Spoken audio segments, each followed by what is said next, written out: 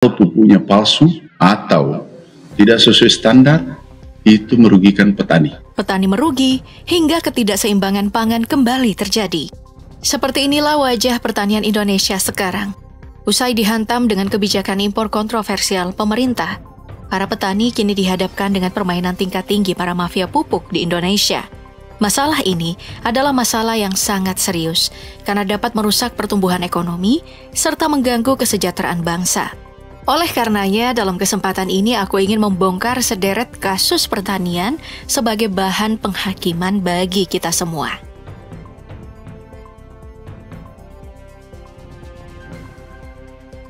Bagi kalian yang belum tahu, beberapa minggu lalu, Kementerian Pertanian melalui menterinya Andi Amran Sulaiman mengungkap bahwa Indonesia tengah mengalami masalah peredaran pupuk palsu dengan prospek kerugian petani mencapai 3,2 triliun rupiah. Dalam pernyataan yang ia sampaikan pada rapat kerja bersama, Amran mengungkapkan bahwa ada sejumlah perusahaan yang terbukti menjual dan mengedarkan pupuk palsu di Indonesia. Menurut Amran, peredaran pupuk palsu ini sangat berkaitan erat dengan kehadiran para mafia pupuk yang telah lama menjalankan praktik licik mereka. Mengungkap jaringan mafia pupuk di Indonesia, Amran menyatakan bahwa modus para pelaku cukup lihai. Berdasarkan hasil penyidikan terhadap beberapa perusahaan penyalur pupuk palsu, diketahui bahwa perusahaan-perusahaan nakal ini menyalurkan pupuk palsu mereka melalui kerjasama dengan pihak luar dan juga dengan pihak Kementerian Pertanian. Alhasil, menurut Amran, pihaknya telah mencopot serta menonaktifkan 11 orang pegawai dari tubuh Kementerian Pertanian. Di lain kesempatan, Amran juga sempat menyebut bahwa pupuk palsu ini sangat merugikan sebab tak memiliki kandungan nitrogen, fosfor, dan kalium. Akibatnya, petani yang telah bersusah payah dalam mengeluarkan biaya, waktu, dan tenaga terpaksa harus menerima hasil yang tidak maksimal. Kalau pupuknya palsu atau tidak sesuai standar, itu merugikan petani. Tidak berhenti sampai di situ, selain menghadapi masalah pertanian akibat ulah mafia pupuk palsu, Indonesia dalam beberapa tahun terakhir juga tengah menghadapi masalah besar akibat kebijakan impor pemerintah yang dinilai merugikan para petani. Dalam menghadapi permasalahan impor beras, harus diakui dilema yang dialami pemerintah nampaknya sangat besar. Hal ini terbukti saat panen raya tahun 2023 lalu, di tengah masa panen raya pemerintah justru melakukan impor beras. Bagi kalian yang bertanya-tanya, mengapa hal itu dapat terjadi? Well, panen raya pada dasarnya merupakan kegiatan panen besar-besaran. Ini berarti di saat panen raya, pasokan beras dalam negeri meningkat tajam. Namun akibat kebijakan impor beras pemerintah, pasokan beras dalam negeri tak terserap seutuhnya, sehingga harga beras menjadi turun di pasaran. Seperti yang aku bilang sebelumnya, pemerintah mengalami dilema. Dalam pembelaannya di masa itu, Jokowi mengungkapkan bahwa impor beras perlu diberlakukan sebab cadangan beras nasional yang batas minimumnya 1,2 juta ton telah turun di angka 600.000 ton. Itulah sebabnya keran impor kembali dibuka. Saat ini di masa pemerintahan Prabowo, masalah impor beras kembali mencuat. Di era pemerintahannya, Prabowo menutup impor beras demi mewujudkan swasembada pangan di Indonesia. Namun hal ini tentu saja memiliki tantangan besar, dikarenakan pelarangan impor pangan juga dapat berpengaruh negatif terhadap ketidakseimbangan penawaran dan permintaan pangan. Sungguh sebuah dilema, bukan?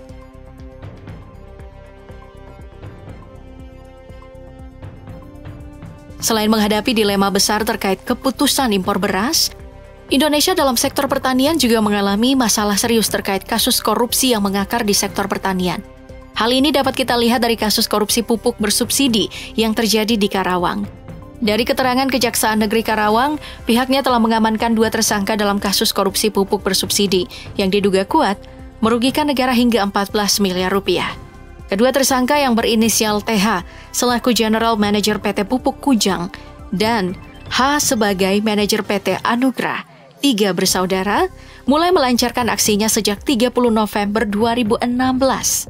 Dalam melancarkan aksinya, TH merencanakan perkara jahat bersama H dengan menjadikan PT ATS sebagai distributor pupuk resmi meskipun perusahaan itu tidak memenuhi standar verifikasi. Setelah menjadi distributor resmi, PT ATS kemudian melakukan penimbunan pupuk urea, NPK, dan organik hingga 5.930 ton. Akibatnya, distribusi pupuk bagi petani menjadi terhambat serta harga pupuk menjadi melonjak tinggi. Kasus yang baru terungkap pada November 2023 itu menandakan bahwa selama bertahun-tahun, kejahatan PT Pupuk Kujang dan PT ATS telah menyengsarakan para petani dengan prospek kerugian yang jauh lebih besar dari bayangan kita.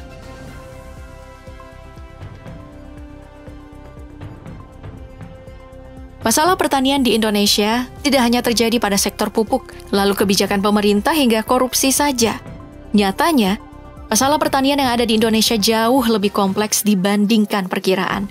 Belum selesai dalam menyelesaikan masalah-masalah yang ada, Indonesia juga saat ini tengah menghadapi masalah serius terkait ketersediaan lahan pertanian yang semakin berkurang akibat dialihfungsikan. Berkaca pada Pulau Jawa sebagai salah satu lumbung pangan terbesar di Indonesia, saat ini lahan pertanian yang ada di Pulau Jawa berkurang sangat drastis, dengan tingkat penyusutan lahan Indonesia mencapai 100.000 hektar per tahunnya. Penyusutan lahan pertanian di Indonesia terjadi akibat pertumbuhan penduduk serta industri yang tidak dikontrol dengan baik. Berdasarkan data yang ada, dari lahan-lahan yang beralih fungsi, 52,22% diantaranya menjadi lahan pemukiman. Selain beralih fungsi menjadi lahan pemukiman, 26,44% dari lahan pertanian yang ada juga telah dialihfungsikan menjadi lahan industri. Dengan sisa persentase lainnya dialihkan sebagai lahan untuk fasilitas umum dan perkantoran. Alhasil, bila masalah ini tidak segera diatasi, penyusutan lahan pertanian dapat membuat produksi padi dalam negeri menurun dan mengancam cita-cita Indonesia sebagai negara dengan kemampuan swasembada pangan di masa yang akan datang.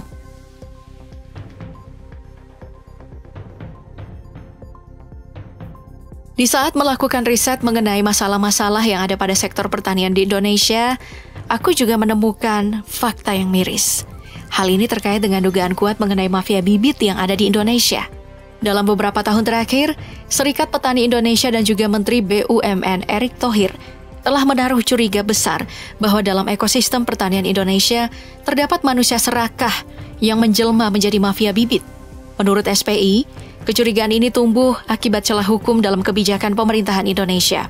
Berdasarkan undang-undang tentang sistem budidaya pertanian berkelanjutan, petani kecil tidak diperbolehkan untuk memproduksi dan mengedarkan bibit produksi sendiri. Akibat kebijakan ini, potensi munculnya perusahaan nakal untuk mengambil keuntungan dari bisnis benih jauh lebih besar. Tidak berhenti sampai di situ, kecurigaan juga timbul akibat munculnya banyak contoh nyata terkait kualitas bibit yang diterima petani jauh dari kata baik. Selain kualitas bibit yang beredar beberapa tahun terakhir, SPI juga menyoroti bahwa pengawasan yang seharusnya dilakukan oleh Balai Sertifikasi dan Pengawasan Benih nyatanya tidak berjalan dengan baik. Kombinasi antara kebijakan yang tidak relevan, kualitas bibit yang buruk, hingga fungsi balai pengawasan yang tidak berjalan, menjadi petunjuk besar terkait keterlibatan tangan-tangan berkuasa yang serakah.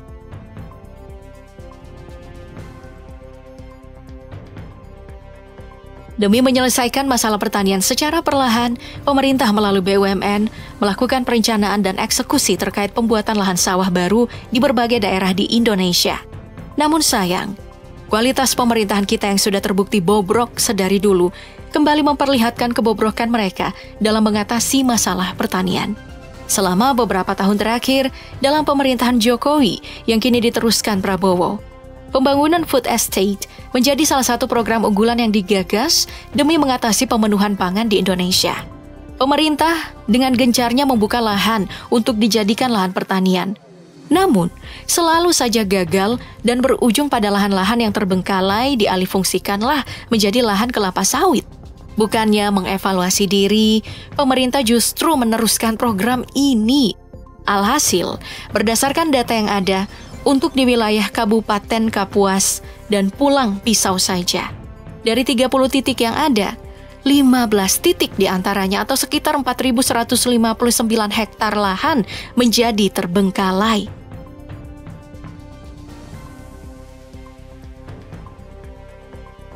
Nah, di tengah banyaknya masalah pertanian yang ada di Indonesia, rakyat kecil yang hanya bisa patuh kepada pemerintah lah yang menanggung seluruh akibatnya.